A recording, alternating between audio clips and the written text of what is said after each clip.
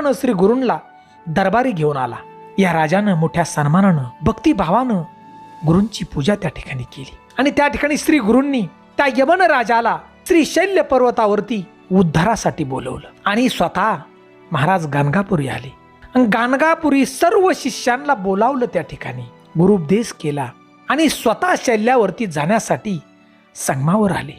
श्री गुरूंनी त्या ठिकाणी अदृश्य होताना 4 प्रसाद पुष्प आपल्या शिष्यांना पाठवली आणि जाताना सर्व भक्तांना सांगितलं की मी जरी देहरूपाने इथं नसलो तरी सद्भक्तांना दर्शन नेहमी या ठिकाणी घडल आणि भक्तांच्या कल्याणासाठी निर्गुण पादुका त्या ठिकाणी ठेवल्या. आणि म्हणूनच बांधवांनो, आजवर लाखो भक्तांचं दुःख आणि संकटाचं निवारण ते होतं, कारण अखंड विश्वाचा मालक त्या ठिकाणी आहे. श्री गुरु अदृश्य झाले तो दिवस म्हणजे माघ वैद्य प्रतिपदा.